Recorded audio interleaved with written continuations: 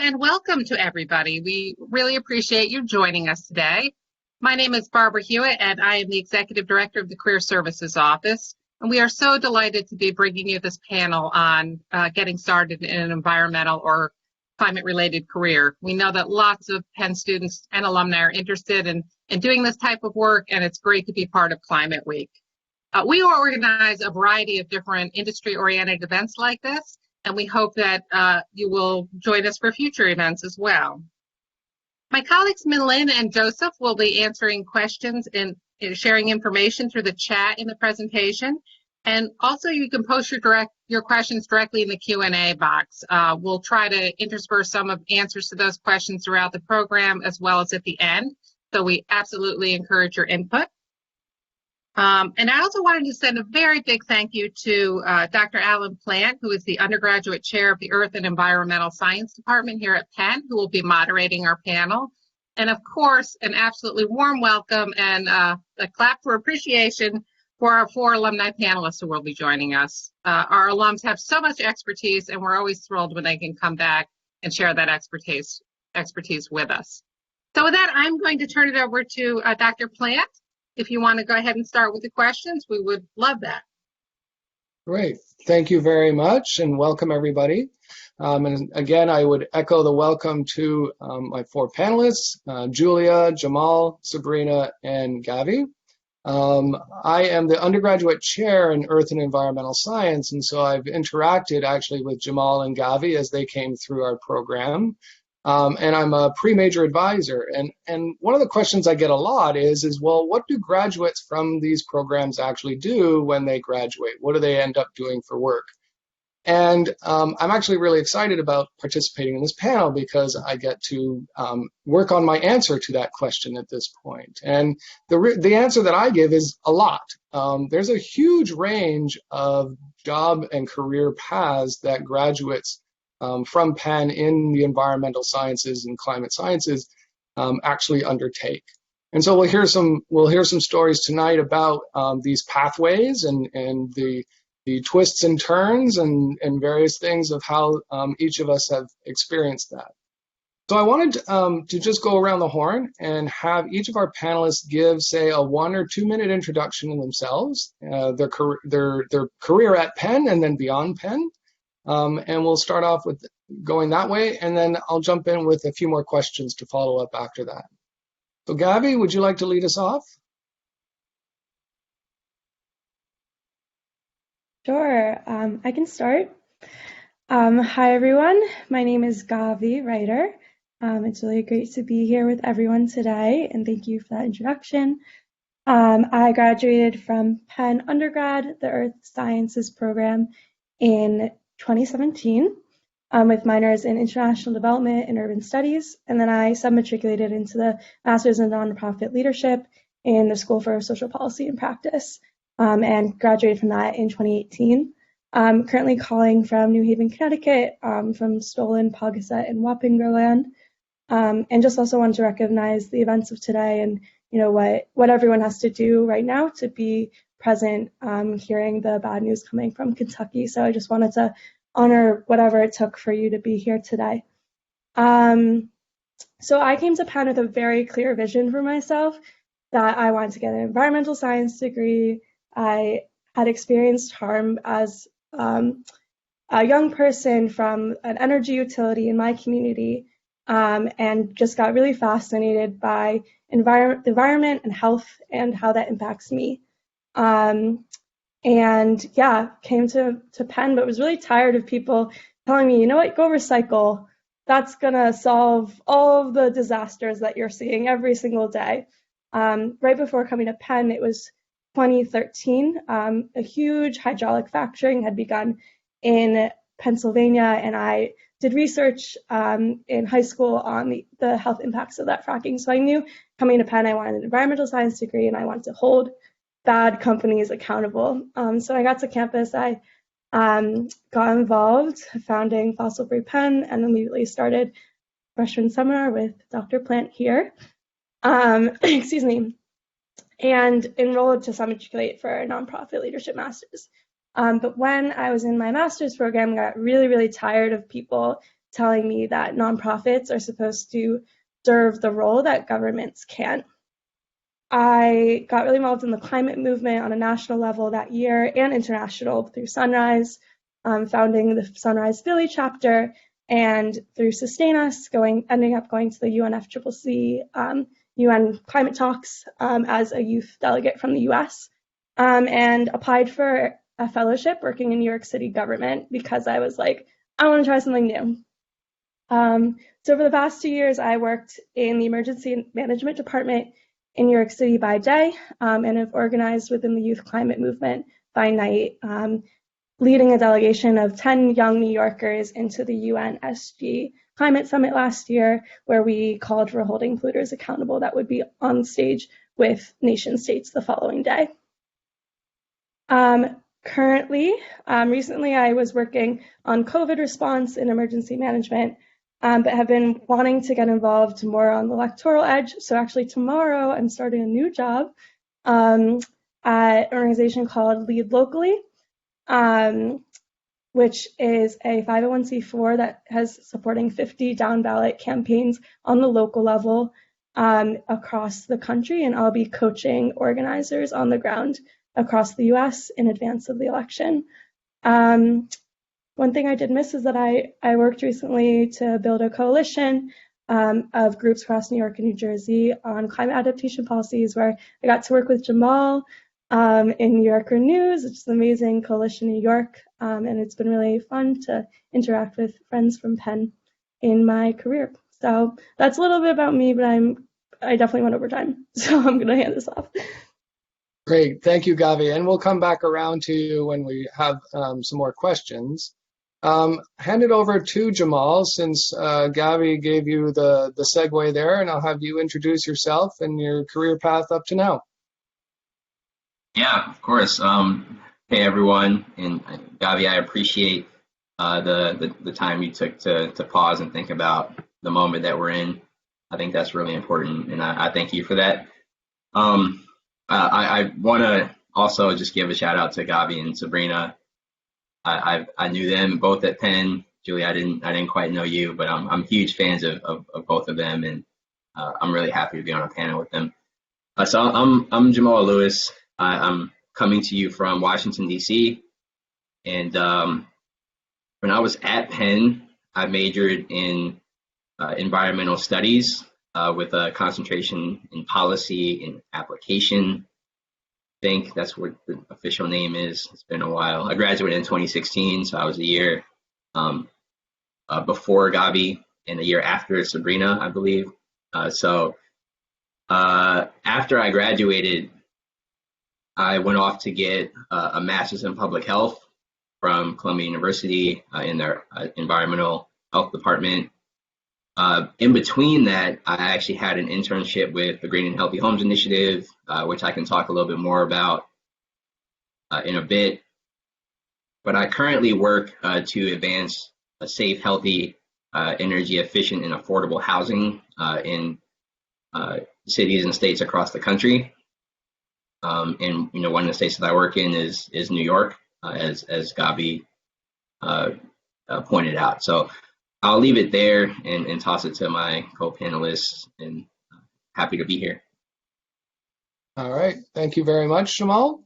And we'll turn it over to Sabrina. Sabrina, would you like to introduce yourself to our attendees? Sure. Hi, everyone. Really happy to be here. And Jamal, it's great to see you. And Gavi, thank you for your thoughtful introduction. So I graduated Penn in 2014, where I studied systems engineering with a focus on environmental systems. And after graduating, I ended up working and consulting at ICF for 6 years, where I was on the greenhouse gas mitigation and sustainability team. So there I was leading projects for the U.S. Environmental Protection Agency and also some for the U.S. Agency for International Development that were focused on climate mitigation and also measuring greenhouse gas emissions. And after that, I became really interested in sustainable development, knowing that for climate, a lot of the impact will be in developing countries, even though they're the least responsible for the climate crisis. And that's why I decided to go to the Fletcher School at Tufts, It's I think the oldest graduate-only School of International Affairs in the U.S. And there I'm studying international environmental policy and development economics. So quite an interdisciplinary background, but I think that's pretty appropriate for the scale of the issue that we're dealing with today. Again, happy to be here. I'll pass it on to Julia. Yes, please, Julia. Last but not least, and I think strategically, perhaps the alum who's been away from Penn for the longest of us. So we'll and still coming back for doing these panels. So thanks for doing that. Yes, and just to acknowledge the moment, like everyone else, it gives me so much joy to be around other Penn alum who are making such an incredible impact in the world.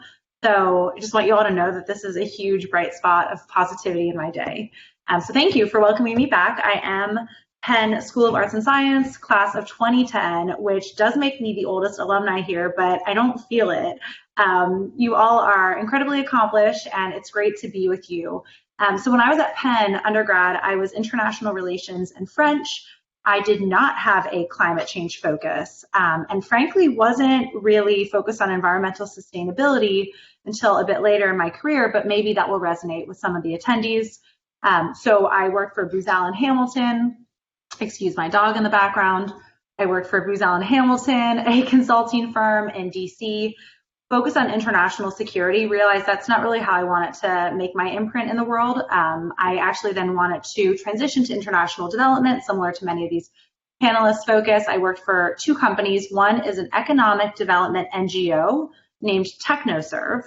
And this is a great option for Penn students to consider after 2 years of consulting. I didn't focus squarely on climate change, but we did a ton of work on what's called climate smart agriculture, and I can speak to that later. I continued this focus on the intersection of climate change and agriculture and development at Chemonics, a contractor focused on USAID proposals. I was based in Washington, D.C. for 3 years, and though based in D.C., traveling to Southeast Asia and Sub-Saharan Africa all over, but I speak French, so I was audible. But I realized that things were moving a little too slowly for me in government. And while I would love to return one day, I did make a switch to get my MBA from Wharton, a move I never thought I would do because I was like full-fledged arts and science undergrad. But honestly, best decision I made. I focused entirely on sustainable and impact investing at Wharton. Things have really changed since I graduated undergrad for the better. I basically lived at Wharton's Social Impact Initiative. I did really cool things at Wharton, focused on sustainability, including getting Series A funding for a sustainable packaging company named Temper Pack. And then I transitioned after my MBA to work at Glenmede, a wealth and investment management firm. I didn't know what those terms meant when I was 18, so basically just a finance firm working with high net worth individuals, endowments and foundations, and family offices, many of whom really care about climate change, and they can invest dollars tomorrow, which is great coming from government. There's way quicker turnaround time. So now I work squarely in finance. I've been pursuing my CFA, but I'm still really proud of and draw on my experiences as a humanitarian worker regularly. So I'll pause there. Thank you very much, Julia. And actually, I'll stay with you and ask you, given your varied career and different elements, both working in the private sector and the public sector, what's been the common thread that has sort of driven you through that process of these various jobs and various milieus? Sure. So I think people often wonder, how do I get to my dream career? And my answer is always, there's no one path. Every single phase of your career, especially in your 20s, is just about gathering up another skill set and putting it into your basket of skill sets. And you may not even know how you're going to use those skills. I certainly didn't. So, Booz Allen Consulting provided a really strong framework. I could never work in consulting today. It's just not the career path for me, but I'm really grateful I started my career with that.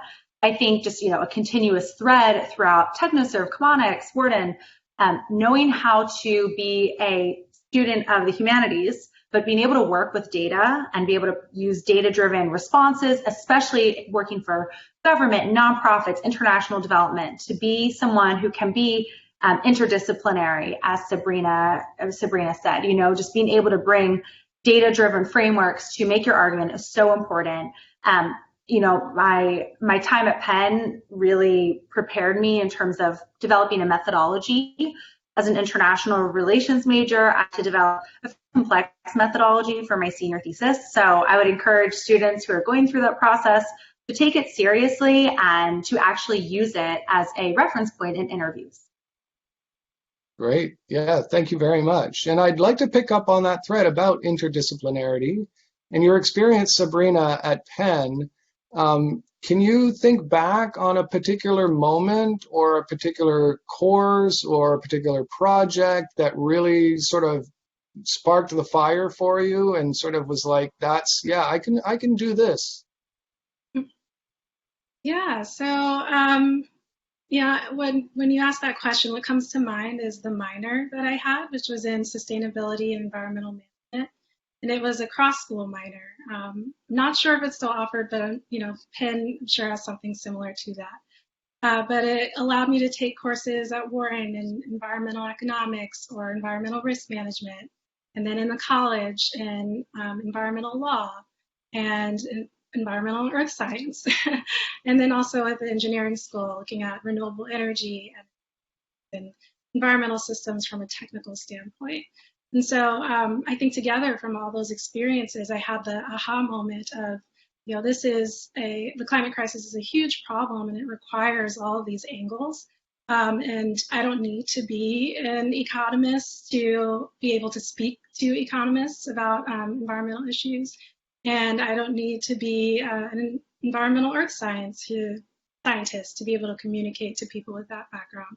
But at least having exposure helped me to have a better picture of the problem that we're facing and also potential solutions. And then I was able to put that knowledge together in my final senior design project through the engineering school, where I worked with Penn Sustainability Office and sort of coming up with a new system for how they could improve their steam heating system and make it more efficient. And so I was actually working with somebody with a very technical background, but in the end, we still had to communicate the information to a more lay audience. And so again, having that interdisciplinary background, the skills, I was able to take the technical side, communicate it to a more broad audience, which is what we do all the time in climate consulting and certainly in academia. Great, thank you very, very much. Jamal, I've known you. You've always been such a positive guy, a very passionate person. What is it about your job that you draw passion from? What is it about your job that you love so much? Wow, what a question. Oh, yeah. So that's a really good question. I really enjoy the feeling of that I am making a difference in some way. I really enjoy that, and it helps me to keep going.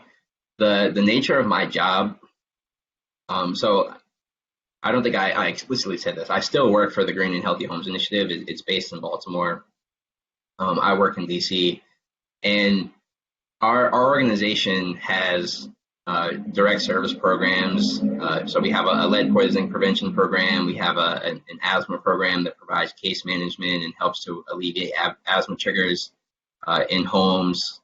We have an aging in place program looking at older adults and how they can age in place safely in their own homes instead of going to a nursing home. And then we also administer a weatherization program, which helps. It's a form of energy efficiency applied to housing. And so I don't work in our direct service program. I do a lot of policy and program development and implementation. And so a big part of my job is communicating with other stakeholders, working with coalitions and strategizing and thinking of ways that we can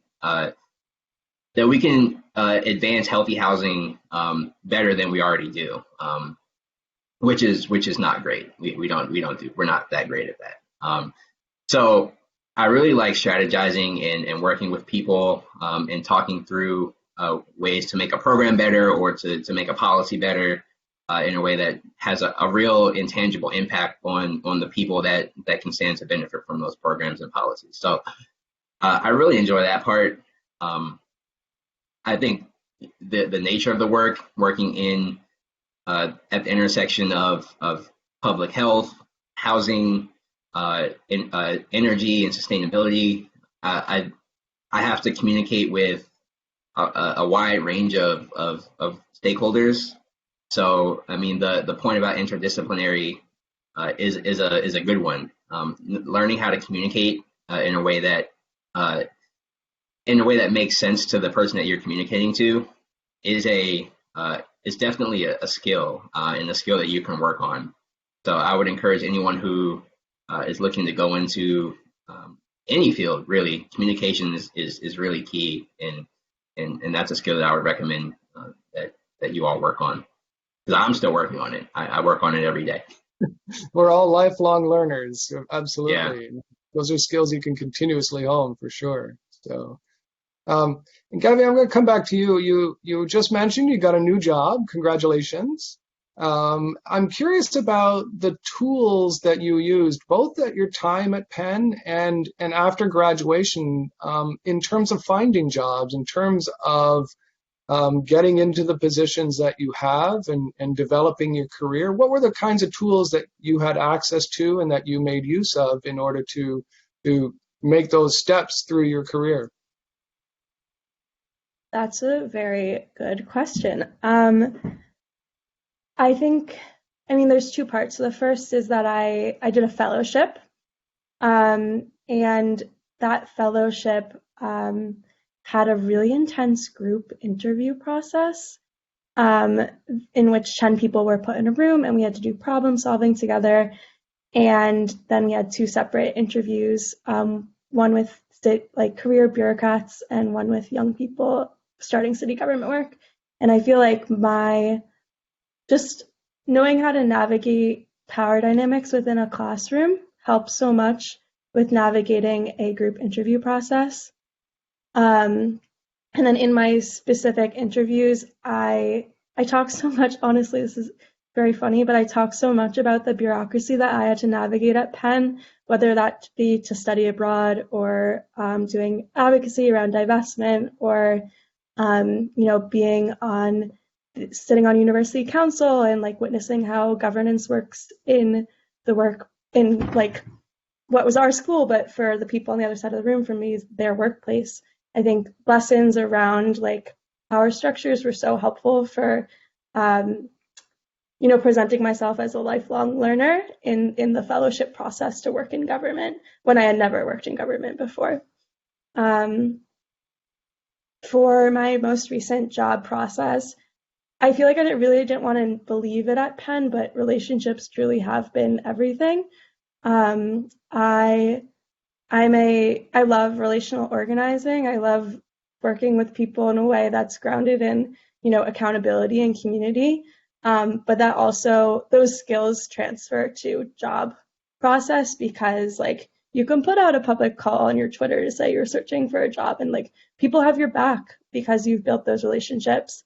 Whenever I have a networking call or I have an idea for a program and I want to float the idea with someone, I always ask at the end of a call if that person has someone else that I should be speaking to. So just the string goes on, and all of my job opportunities that have come up in the past 3 months of my search have been through that string of relationships that I've built in my years since graduating Penn. Great. Yeah, that networking element is very, very important. Just wanted to take a pause here and maybe check in with our colleagues to see about any questions that are coming up through the chat. Sure, we do have a number of questions. One that it's a little specific, but I have 3 likes, so I think there are multiple people who are curious about it. An individual asked if any of you have experience or contact with people working in geoengineering, such as carbon capture and our solar radiation management, and could you talk a little bit about that? I'm not sure if you do, but given that 3 people were interested, I thought I'd check. Anybody have any experience in that realm? Julia, go ahead. I do not have an expertise in carbon capture, but I do have a friend who's working with Indigo. It's a Boston-based startup. I think they're going for their Series F. And there's a bunch of different companies named Indigo. It is not the Philly bike share, but check it out. It's based in Boston, startup, and I know they've been doing a lot of really interesting work on carbon sequestration. So if anyone wants to check out a Penn alumni, her name is Ada, A-D-A, last name L-I-O. She's Wharton, but I'm sure she'd be happy to speak to anyone. It might be worth exploring. Yeah, great. Thank you. Anything else from I'll pop in here with one more question if that works, Alan. Yeah, please. Obviously, all of you either have a graduate degree or are working towards it, and that's something that lots of our students think about, whether they should do it now or later or at all. So one individual asked, who's a current grad student in GSE, is passionate about environmental justice rooted in community work. How did you know that you wanted to go and work in the field as opposed to continuing school? Any advice to someone considering a PhD but who feels there's just too much work to go on right now in the world? That's a great question, and I think we should just go right around the horn about that in terms of, time after graduation, work experience, returning for degrees. What did you find to be valuable about that degree? And then, have you considered a PhD, or is that just too academic for you, or there's too much good work to be done out there, as Barbara put it? So, Gavi, did you want to start us off on that? I can try to start us off. So, a really great question. I do want to say that I feel like from the wording of the question, unless it was wrong, the thought of like there's too much work out there versus academia, I think that feels like a false dichotomy to me. And it's more figuring out like what are the skills that you want to develop and the positionality that you want to have in this movement space, whether that be an academic realm or on the ground. I'm, as someone also working actively with environmental justice communities, I think, a big question is around the positionality that you want.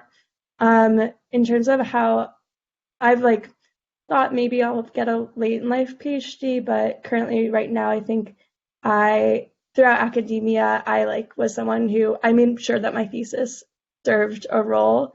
I worked with Clean Air Council to develop my thesis so that it would support their programs, because I felt pretty, I didn't want it to get just put up on a shelf.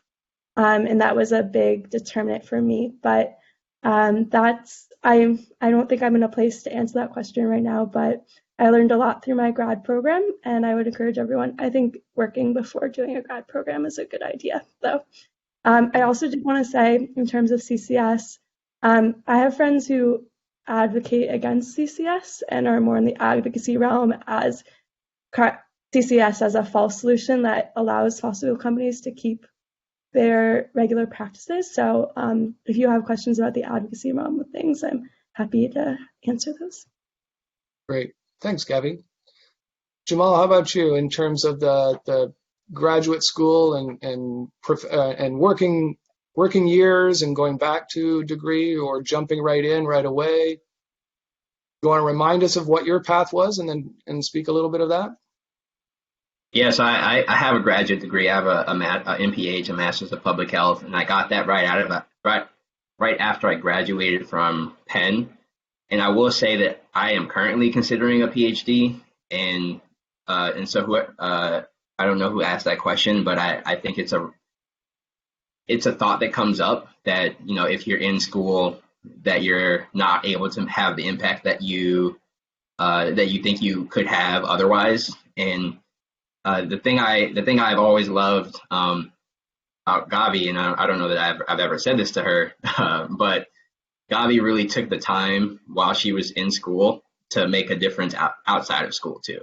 And so when Gavi said it's sort of a false dichotomy, I understand where someone might think that it's an either or, but even if you're in school, there is so much more you can do outside of that. And so I want to challenge your thinking on that. And it may be that wherever you go, if you decide to get a PhD, and the circumstances around your personal life prevent you from doing other things, and that's okay too.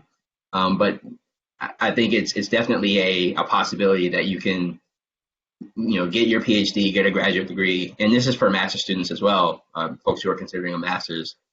It's definitely possible to get a degree, and continue to do the work that you think that you want to do, and it could be a part of your degree or it could be separate.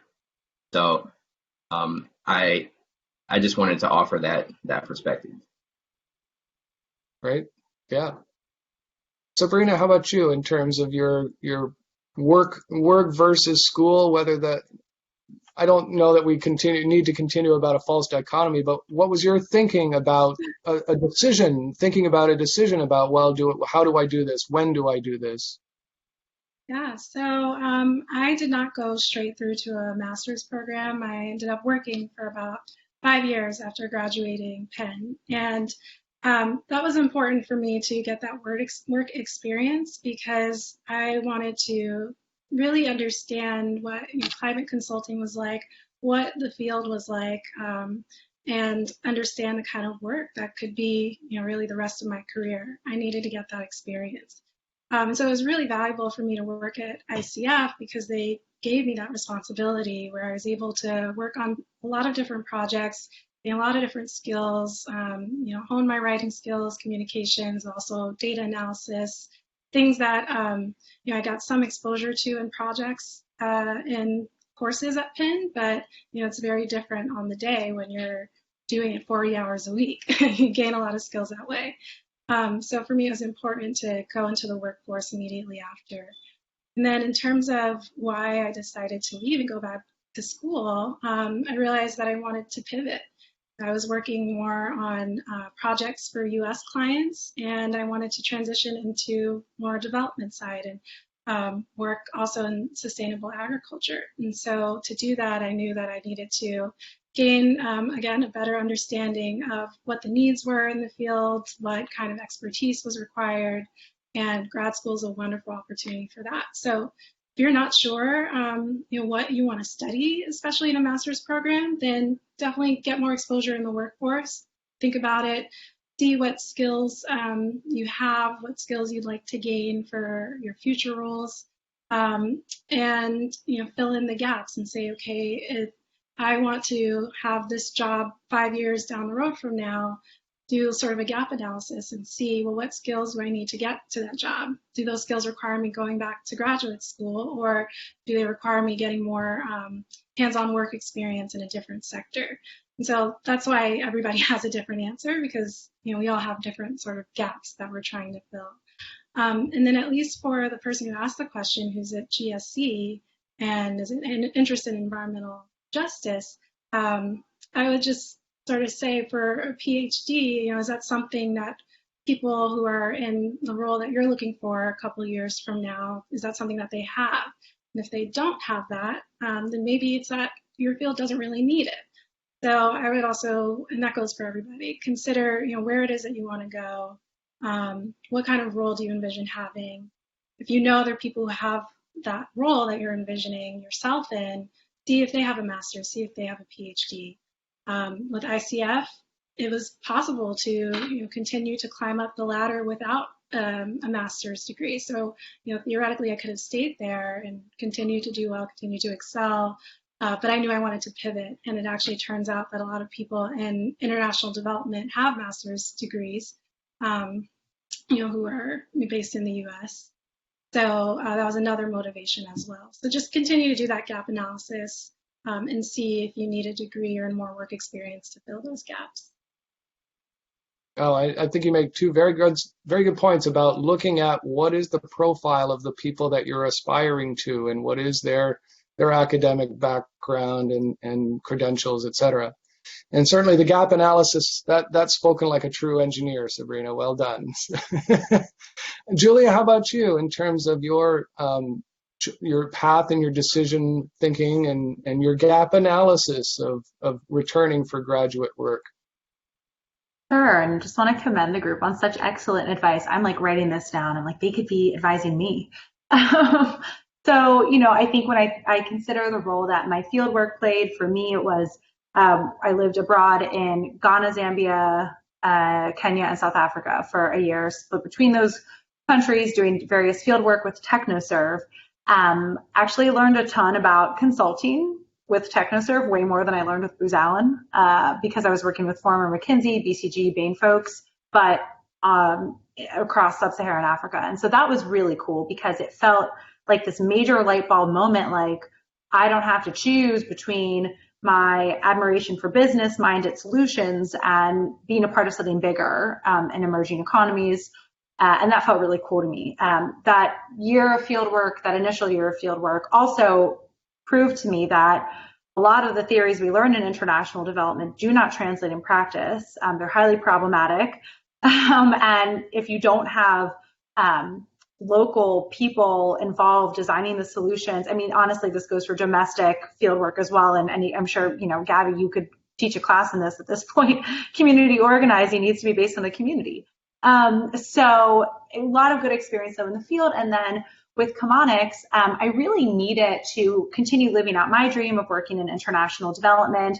I was such a pain to my parents between age 22 to 28 because I was literally going in a circle about, do I go to Johns Hopkins? Do I go to Georgetown School of Foreign Service? I wanted a master's in international development, but I'm really glad I waited because I honestly was getting the job at Chemonics without the master's degree. And I started looking around me at Chemonics and thinking, I am surrounded by such highly competent people. But when we work with entrepreneurs across Africa and Asia, which was my dream, the people I work with can't really determine the difference between debt versus equity, and they can't really advise entrepreneurs on those kind of crucial asset building and kind of business building techniques. And I wanted to be the unicorn in the room who could fill that gap.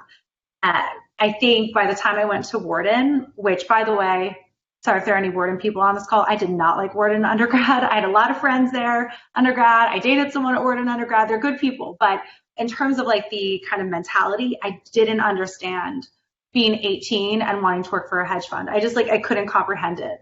So fast forward many years later, I started warming up to this idea of, okay, well, maybe actually MBAs do have something to teach me, and maybe I would actually learn a lot, and it'd be almost eating my vegetables, if you will, right? I wanted to take master's degree classes on the politics of North Africa, but I also knew that that was my comfort and that was my home. And what was new to me was accounting and finance and venture capital. So it was not always easy, but being around people who were really different than me at Wharton actually really pushed me and challenged me.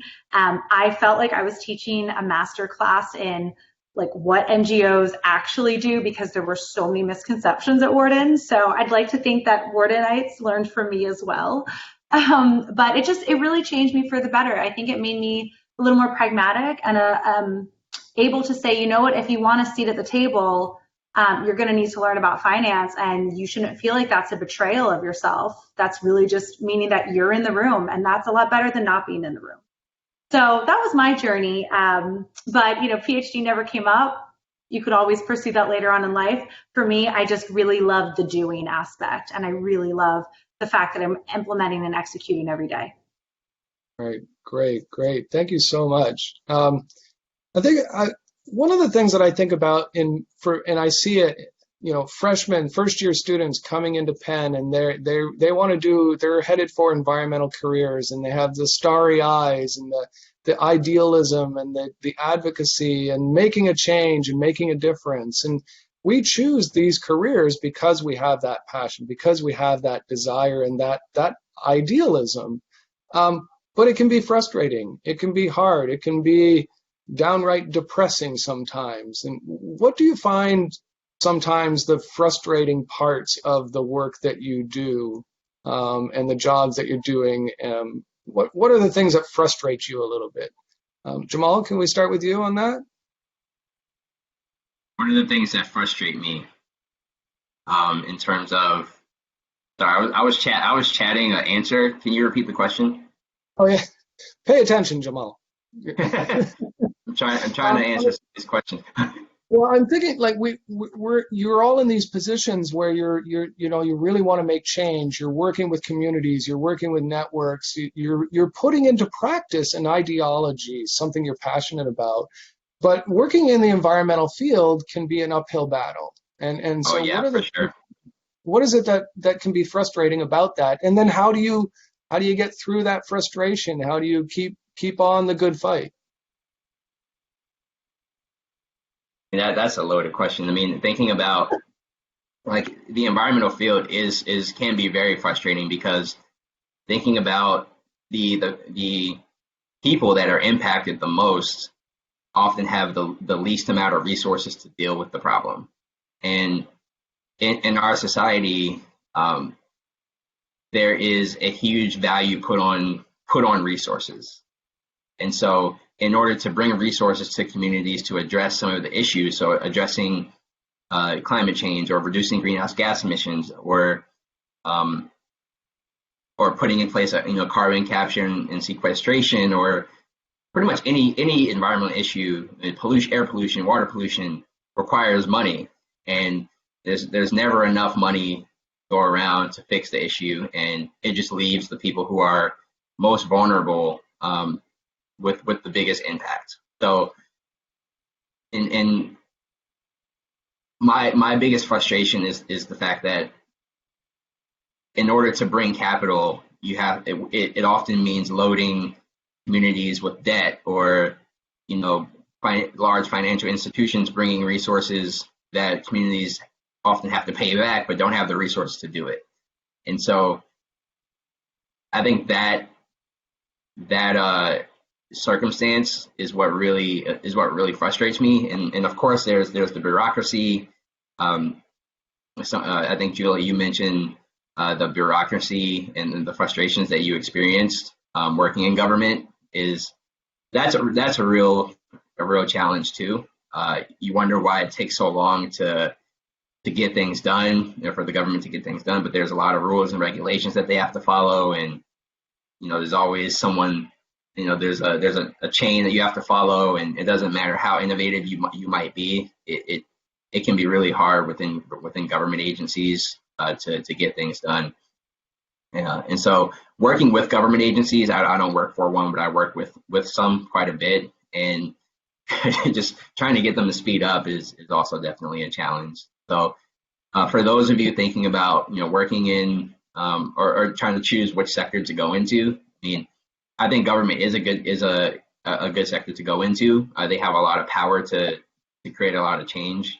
I think nonprofits are also good. I think there's pros and cons for whatever sector.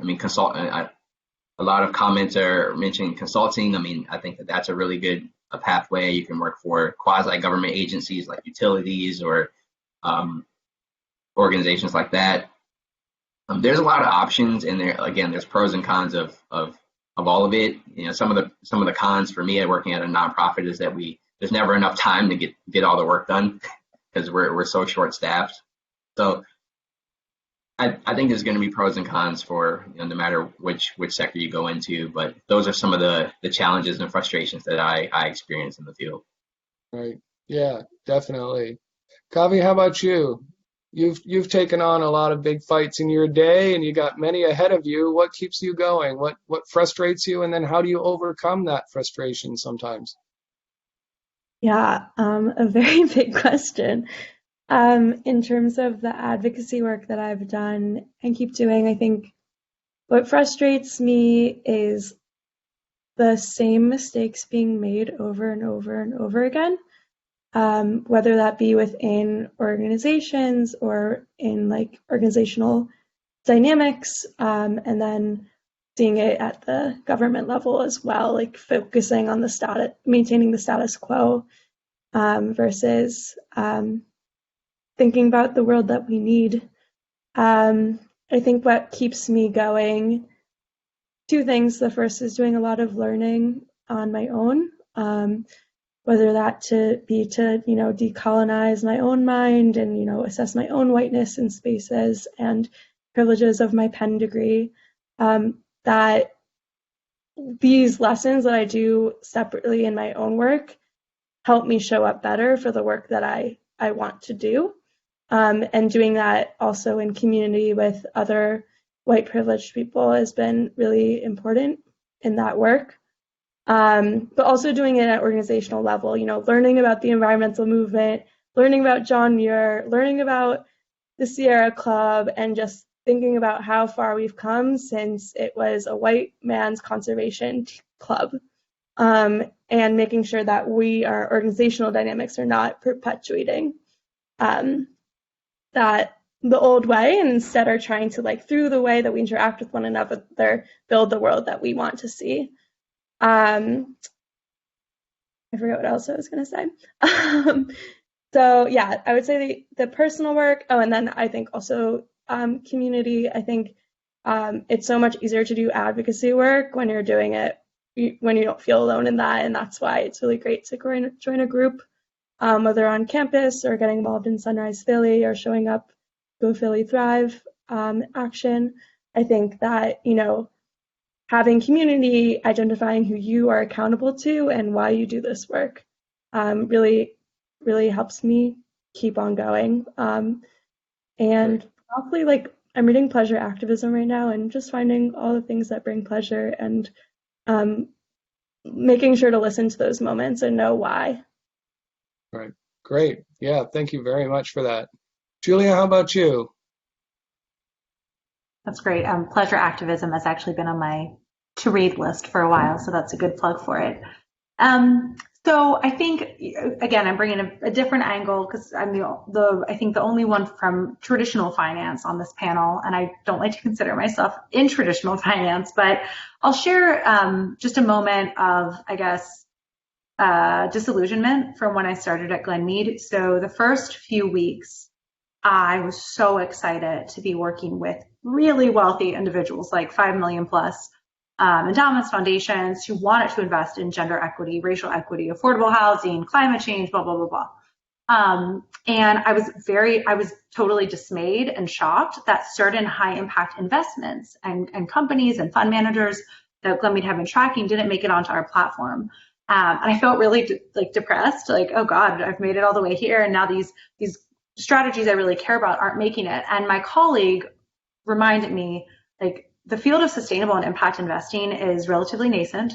We are still growing our evidence base. We're still growing our track record. And so you've chosen to work at a more traditional firm where the clients expect a certain investment return, and you get to be part of this investment thesis that ensures sustainable investing will still be around in another 10 years and another 20 years, because if we're only prioritizing impactful returns, we can call ourselves philanthropy. And we're trying to show that you can achieve dual financial and social outcomes.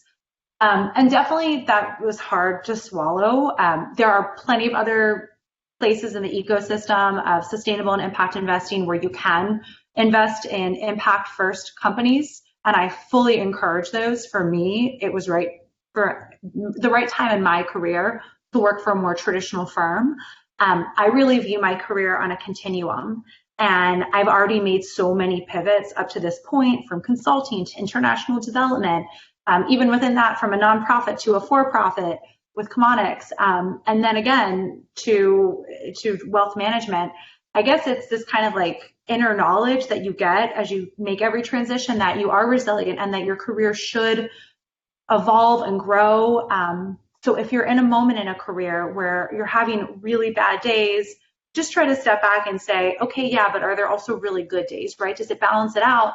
And I guess I just have this inner knowledge that I'm always going to be able to pivot, especially if I ever am in a moment where my current role doesn't feel like it's serving me, or it's not giving me the tools to really maximize the impact I'm making in the world. And just encouraging, again, to really think through your career is versatile. The MBA really helped me with this. It just helped me remember I'm never stuck, and I'm really trying to listen to myself. Days that I have that are tough in finance, I think, honestly, this could just be a blip in my overall career, and I'll look back and say, remember when I worked in finance? And other days I say, thank goodness I'm here, because I'm the only woman in the room, but also the only one who's representing impact. So just, play the long game and just be patient and gentle with your overall journey. Right. No, that's fantastic advice, really. Sabrina, how about you? Have you run into some stumbling blocks, some frustrations, and how have you made your way through those? Yeah, it's really inspiring hearing how other people have dealt with it. So for me, working at ICF, again, we mainly had public sector clients. So the U.S. Environmental Protection Agency was one of my biggest clients at the time. And of course, in 2016, when administrations changed, I'm working on the climate team. It was a shock to our team, really. And it was very frustrating because shortly after that, some projects that we were working on, we literally had to undo. Changes to websites, taking language down about climate. We couldn't really continue the way that we were. And so that was very frustrating. But, again, I stayed there for another 3 years because there was still work to be done. And there were still clients who, even if they were in government, they were still motivated and dedicated to addressing climate change in whatever way they could in their own organizations. So as consultants for them, I think I was even more motivated to support them in their work, knowing what they were going up against on the inside of their jobs and their work cultures.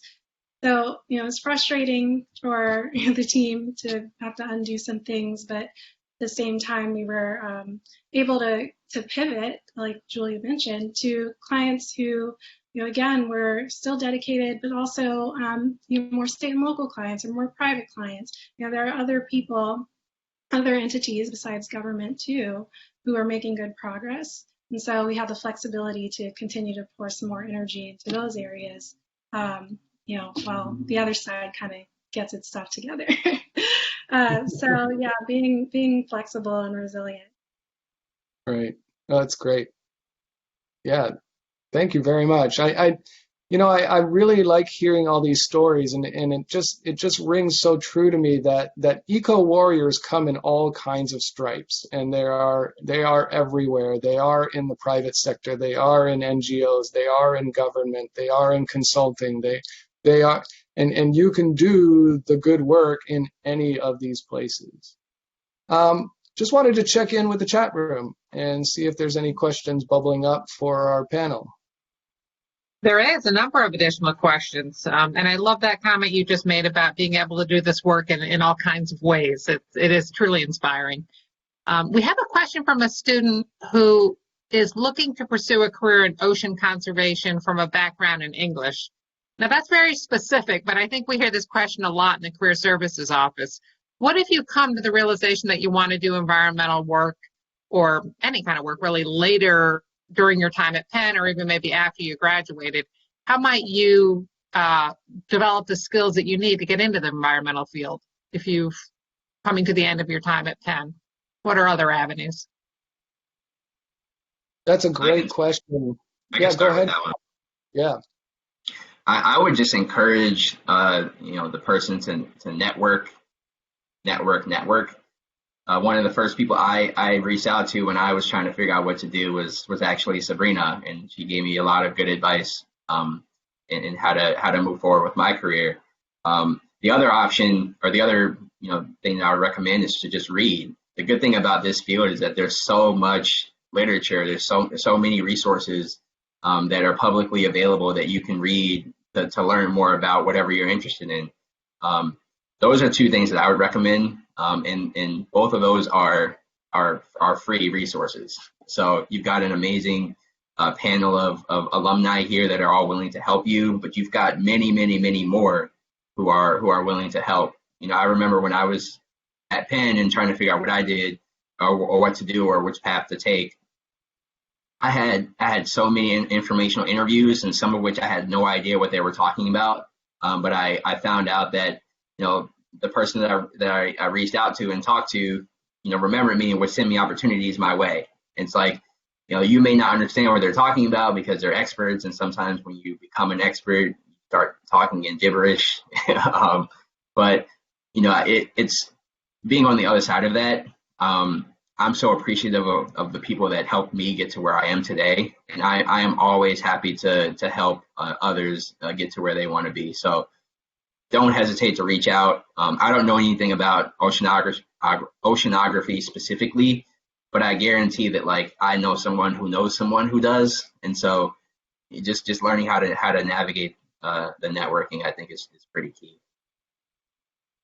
Yeah, and that's a great point. And anybody else on that? I think I've heard about pivots from some of you, and this sounds like a pivot. Any other advice about that kind of pivot? Sabrina? So, the good thing about working in the climate space or working in ocean conservation is that, there are basic skills that everybody uses. This person mentioned that they were an English major. Even if you had another sort of general major, you can still like pivot and tailor it to the issue that you're working on. And so for somebody in this case who's an English major, I challenge you to see, what skills have you developed? What kind of communications have you worked on? If you've done like social media, or if you've done blog posts, even if it's not about the environment, even if it's not about the ocean, that's a skill that you can use towards the work that you want to do.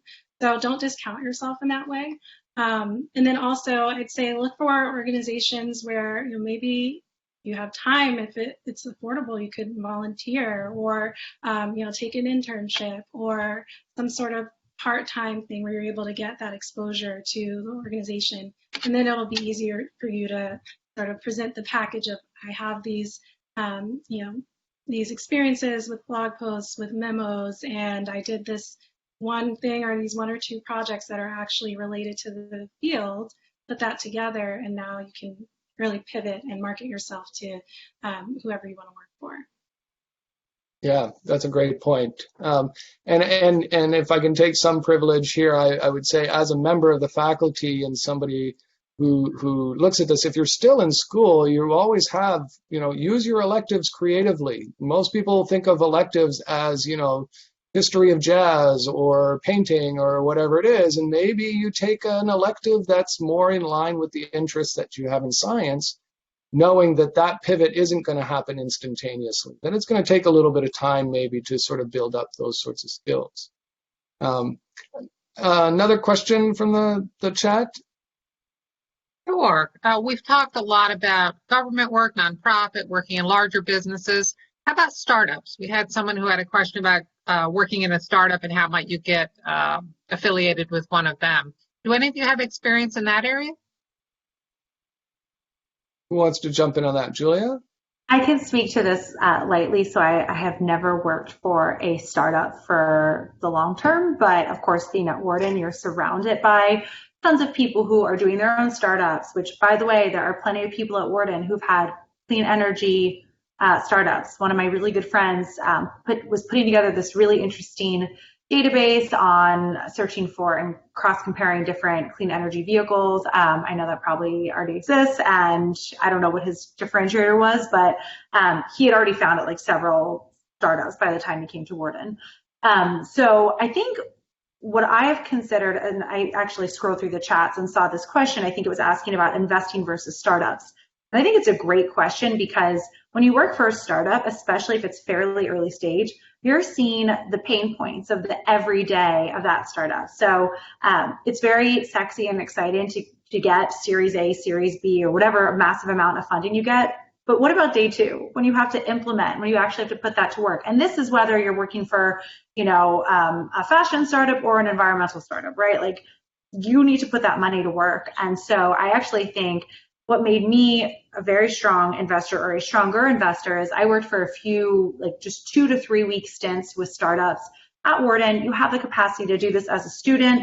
I will tell you that portfolio companies of venture capital firms or just early stage investors, portfolio companies are desperate for help, and they would love to have undergrads or MBAs who are like, hey, I've got a 2-week break in my summer. Would you like me to help you out? So I actually worked for a financial inclusion startup, so it didn't have an environment angle, so I won't go into tons of detail, but watching a CEO navigate the day in, day out struggle of really formulating their business model, really understanding how to be results oriented and being able to support them made me a much better investor. So, if that is your first option right out of school, that is a great option. It's pretty risky. You might not be making tons of money. And I always encourage people to try to do those types of jobs sooner than later. But again, like there's no perfect order. So you could also do the traditional consulting or iBanking or whatever Penn students are doing these days, and then totally pivot to a startup. So definitely a worthwhile learning experience, and one that you can also unravel in several directions. Great, thanks. That's great advice. Anybody else want to chime in on the topic of startups, even if it's a stretch for you, or any sort of peripheral experience on that?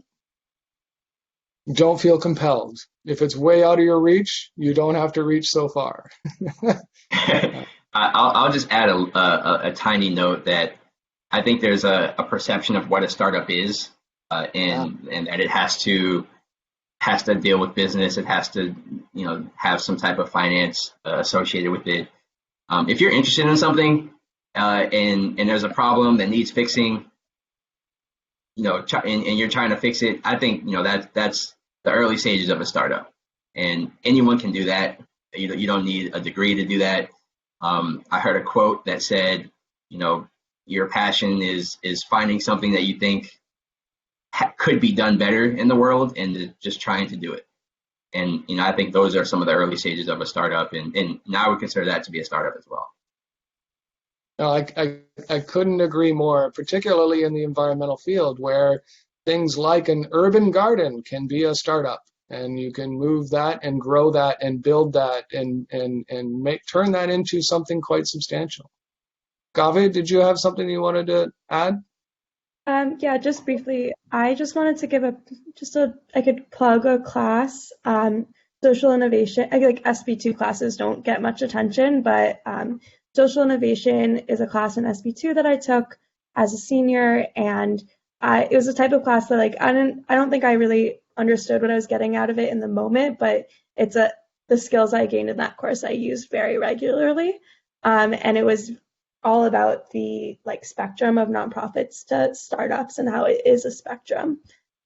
So definitely, you just gain a lot of tools. So wanted to give a little plug. Great, thank you. That's amazing. Mind if I follow up with just one additional resource on campus?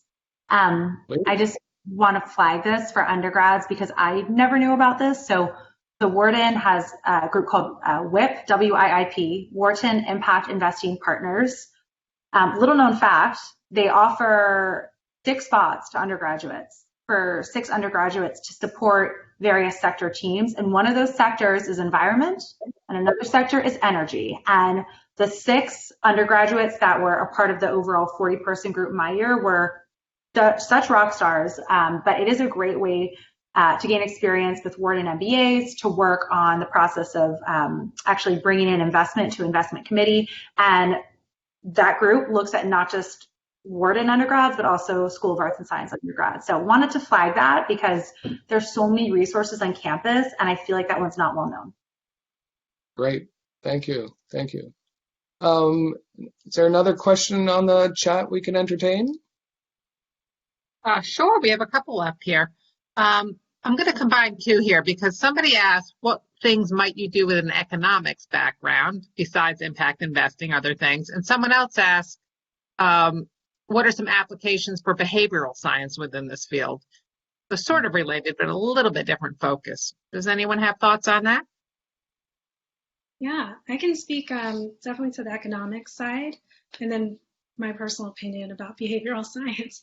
So in terms of economics, I am studying it now as part of my master's program, focusing on development economics. And development economics opens up a lot of opportunities because when you're talking about climate and, for example, climate adaptations, you can sort of think about the theory behind why people adapt or why people use some adaptation practices over others in economics. And there are a lot of opportunities for research in the field to study, for example, in a development context, what climate adaptations are sort of being adopted the most in different contexts.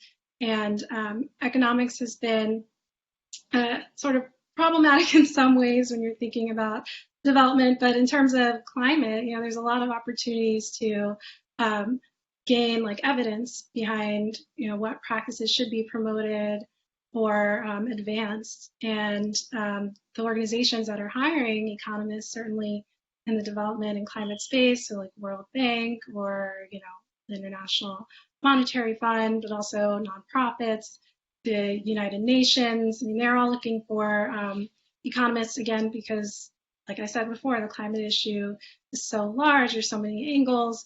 Economists are definitely one sector of dissecting this problem and trying to make sense of it and trying to promote solutions. So there's room for you if you have an econ background. And then in terms of behavioral science, even now in one of my courses, we're talking about behavioral tipping points for climate. Are we at a tipping point where people will want to consume products that have a lower greenhouse gas impact? Or are we at a tipping point where people will now feel compelled to vote for politicians that actually support action for climate change? And these are all behavioral issues. I think that the private sector and academia will probably be good places for behavioral scientists, since I think they have more room to innovate in those areas and see how behavioral science can sort of push certain agendas. So I keep an eye out there, private sector and academia for that. Great. Yes, thank you, Sabrina. Anybody else about economists, economics, behavioral sciences? I think Jamal, earlier you spoke about, the always resource limited. Every organization has to use their resources efficiently, and that's essentially what economics is. Yeah, that's absolutely true. And I think there are pretty much any organization, agency, company, community are all dealing with that same issue, is how do we maximize the use of our limited resources. And our planet we're learning can be there's parts of our planet that can be limited resources. So as an econ major, I think that there are a lot of opportunities, and I just would echo what Sabrina said. I thought that was a really, really great answer. Good. Yeah. Another question from the chat? Sure. There's an interesting one that the individual is hoping Jamal or Sabrina might comment on. This individual is a Black student who's interested in working towards a career in environmentalism, and was wondering about how it is to navigate these spaces. And I would also wonder, maybe for Julia, I know investment management is pretty male-oriented, so being a female in that field can also be difficult, but I'd love to hear any thoughts you might have on those areas.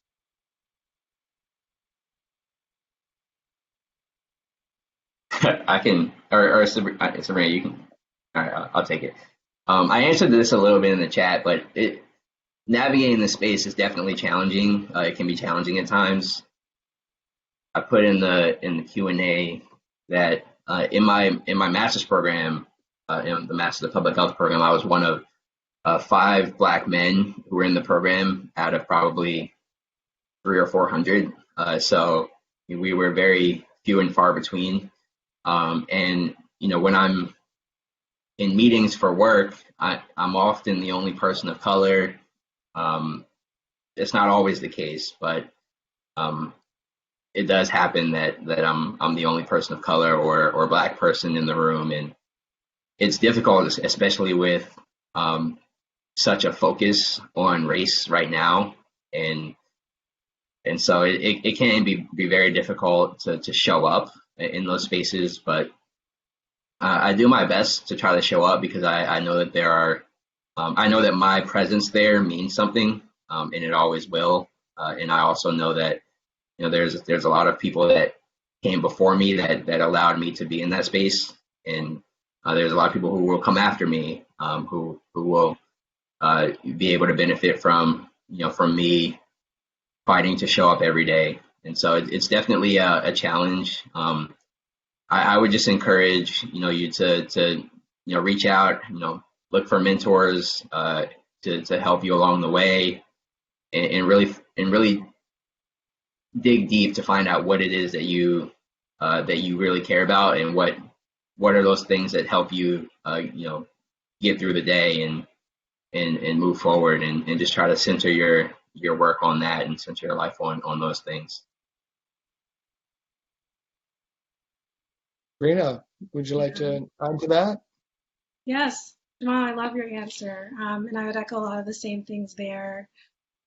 So for me, my experience at ICF specifically, the climate team was small and not racially diverse, but there were other people in the office that I was in that were also Black, and even if they didn't work on the same projects, just having them there was comforting, just to have a different face, somebody to connect with and things of that nature. So I definitely stress what Jamal said about networking, having a mentor, finding allies in your workspace. I certainly wish that it was more diverse, and just having even in the chat another student who's Black and interested in climate work is very, very encouraging, because by looking at it, you might not be able to tell that a lot of Black people are still interested, and they are.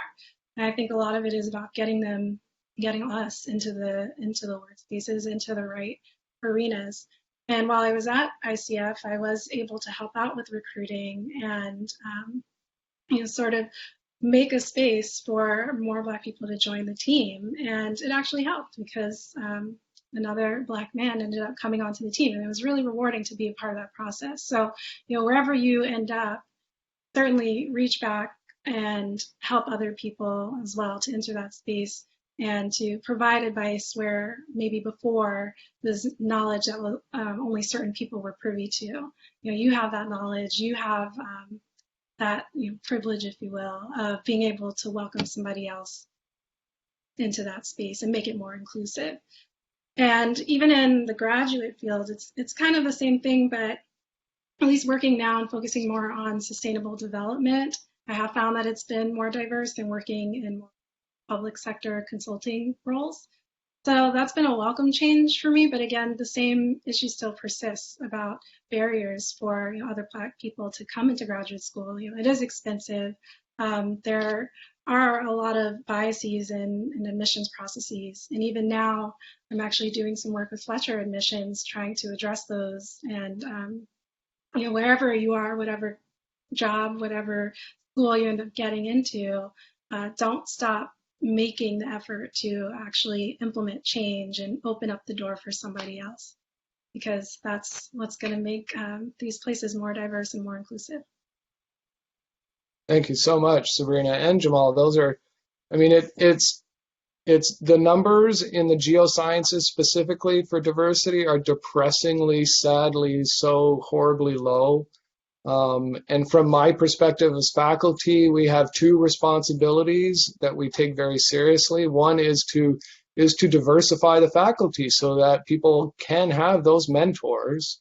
And then also for us, all faculty, to be allies, to be sensitive to what those barriers are, and how we build our on-ramps, wide and inclusive and diverse. And so, and it's great to build these things up, and to have people like Sabrina and Jamal here who are sort of coming in and being inspirational and sharing, it's tough, and I feel like I need to show up, and I put in those sorts of efforts. And so we have to do that too as a faculty in order to continue to build that on-ramp for everybody else. Julia, did you want to speak about your experience? You mentioned earlier about being in a very gendered environment and how that was for you. Sure, and I just want to say thank you, Jamal and Sabrina, for being so open.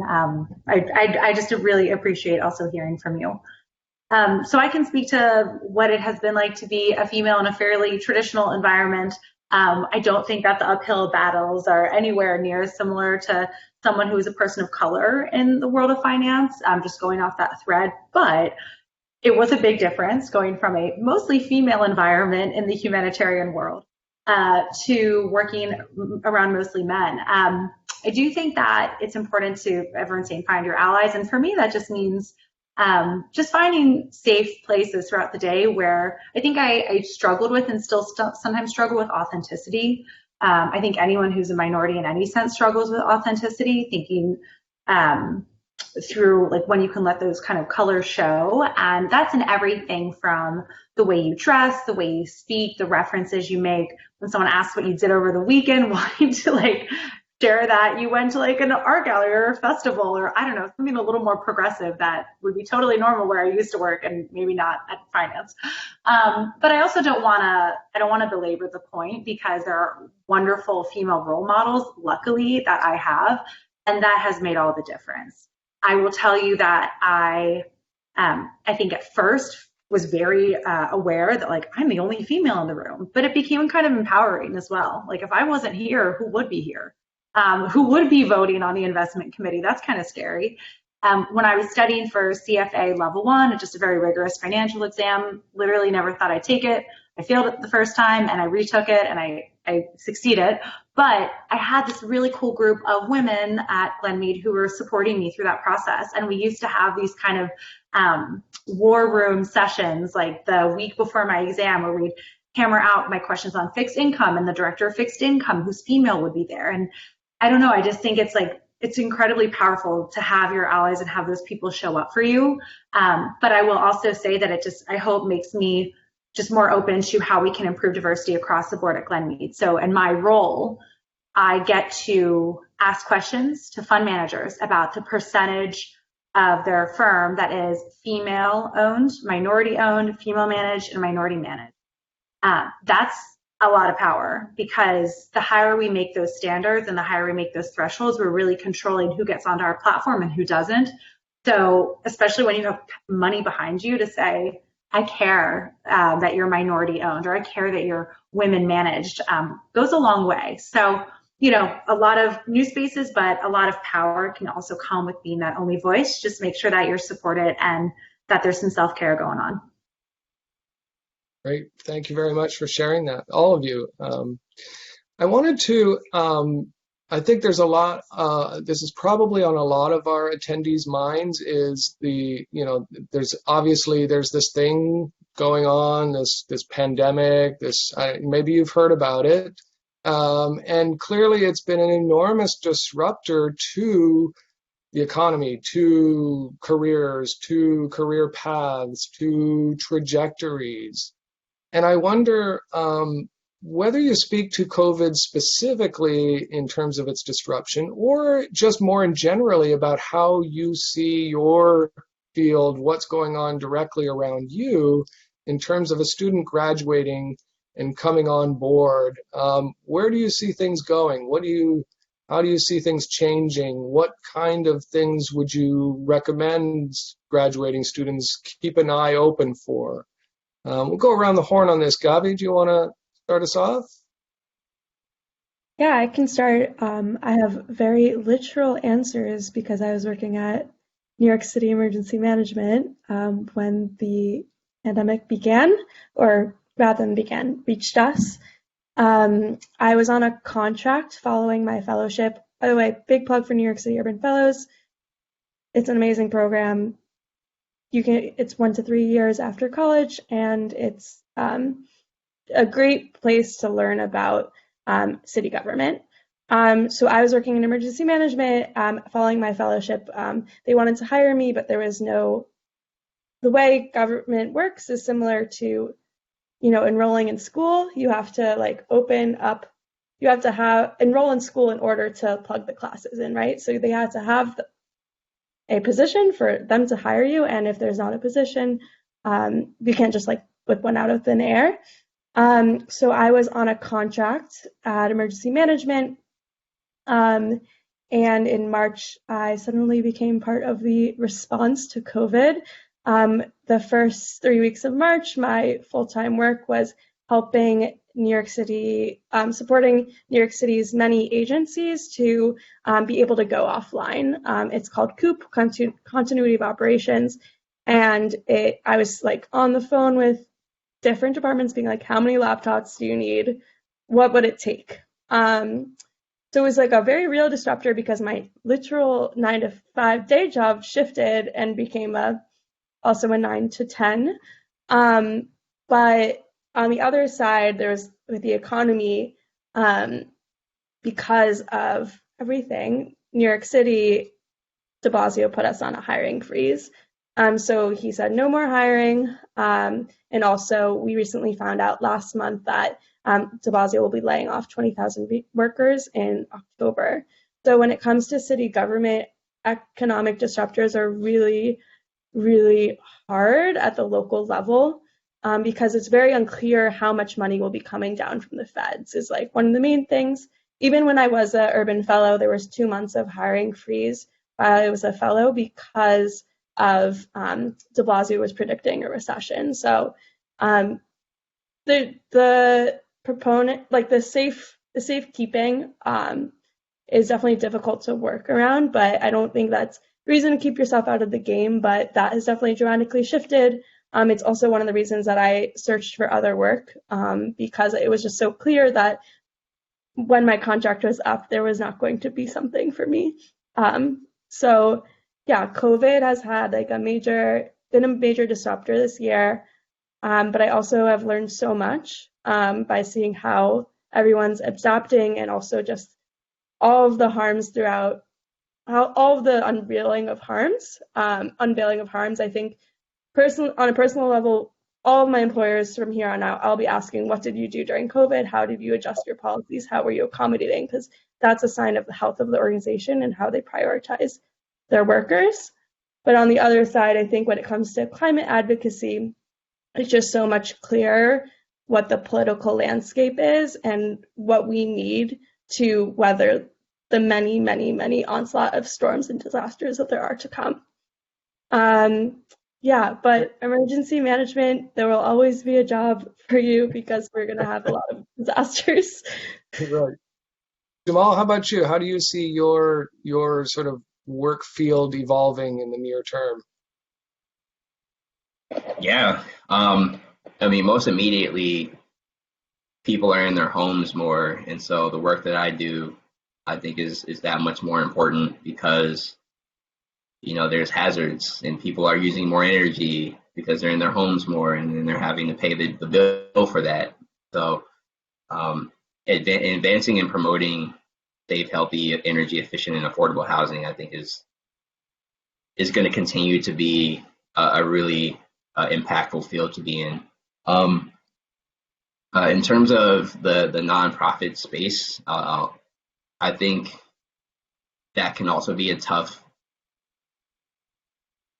sector to be in, just given there's always limited funding for things. So, but the one good thing about certain nonprofits is that, you know, a lot of their income is in the form of grants that are often like 1 or 2 or 3 years long. So, you know, if you are able to get in, oftentimes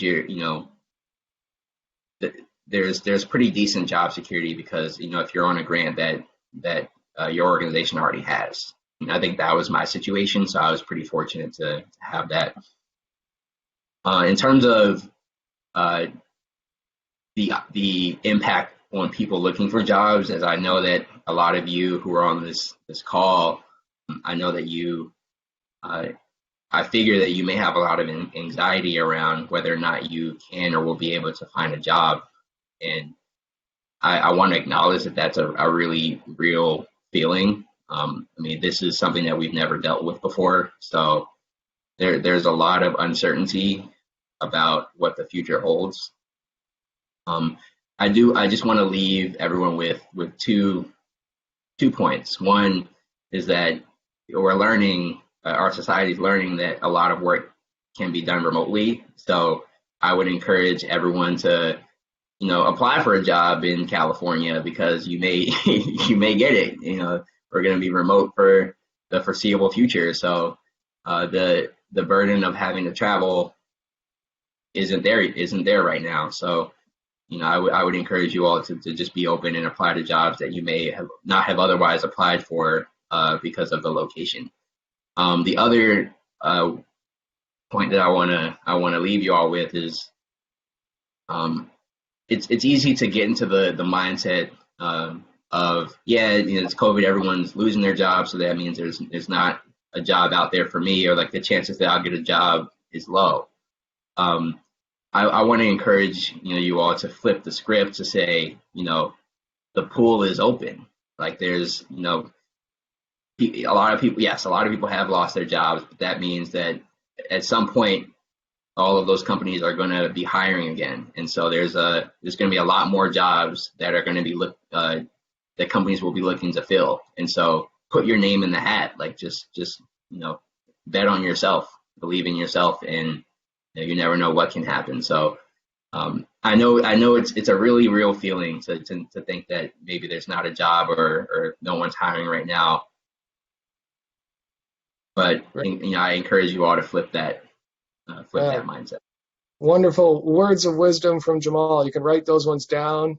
You do have to credit him for those, though. So I don't know how the royalty contract will be written up, but we'll figure that out later. Julia, did you have anything you wanted to add to that? I just feel like Jamal is really inspiring, even me. That was great advice. No, you mentioned a lot of the themes that I was going to bring up. Increased remote work opportunities. You're really good about documenting your successes and directly aligning those with the qualifications. That's like even pre-pandemic you would want to do that, but I do find that there is literally a wall when you're trying to communicate and connect with someone virtually. So for any interviews, like don't give them anything to worry about in terms of appearance, background. Like you can control that. What you can't control are the questions you might get asked, but you can control your preparation. So just really be on top of that, and to the extent you can. I've always been in very open-ended job searches. I've never done these like on-campus recruitment things, even at Wharton. So I really like to have my own structured setup. I used a project management free service called Trello, Trello, and it's just like it's almost like a fancy index card that you can shift around. I use that to track my different jobs. The other item I just wanted to shout out is be open to consulting jobs, and not as in Bain, BCG, McKinsey, but as in jobs that you're perhaps working on for 4 weeks at a time, 6 weeks at a time, part-time roles. Just be open, because right now for an undergrad, it's really about building your expertise. I remember looking at my resume and being like, there's nothing on here, but there's always something on there, and you can make your extracurriculars at Penn really extract those, make them seem significant, because they are, your internships, but just be creative, because to Jamal's point, these companies that weren't hiring will be hiring again. And you just want to be really open-minded and creative right now, because all of your careers are a long, long runway and you're just at the start. So don't freak out about the very first job you get. Really try to control that and know that it's really over the arc of your career that matters. Great. Yeah. And Sabrina, how about you? You're in a phase now of relaunching a career. What are you hoping to see? What are you adjusting yourself to? What are you recalibrating yourself to? Yeah, all great questions. So recalibrating myself to the circumstances, the job search for me when I was graduating undergrad was, okay, you go to the All Ivy Environmental Career Fair, you meet your future employer, and that's that. I mean, that's really how it happened for me. But even now, this past summer, I had a plan to go and get field work and live abroad and build up that expertise, and it didn't happen. And so I had to sort of just adjust. And actually it worked out in that I'd been in conversations with different professors. I let them know some of my interests, and I ended up getting 2 research opportunities over the summer. So that's another avenue too for you all as well. You have a professor that that they're doing interesting research that's aligned with your interests. Reach out, go to office hours, whatever the mechanism is now, definitely do that. And of course, do well in your classes, because that helps too. And those opportunities, continue to pay off, because they've actually continued through the semester. And so whatever happens in May, at least I know that's one avenue. And if not, I'm still networking, so we'll certainly continue to network, continue to look for people on LinkedIn that are say Penn alums or doing something that you'd like to be doing, and have those informational interviews so you can be aware of what opportunities are coming up in their jobs, and you can be front of mind for when those opportunities come up. So network and talk to your professors. Great. Definitely good advice. Thank you so much. Maybe we'll take, we're coming up to our end of our time, but maybe one final question from the chat. Yeah, I think we are running out of time here, but maybe one more and then we can close it up. Yeah. Really quick question here about, are any of you aware of any climate-focused nonprofits that are known for their effective partnerships with Indigenous communities? Gavi, It's a very direct one. I suspect you'll be all over this one. Or did I put too much pressure on that one? No, I actually already answered in the chat, but I'm happy to support again.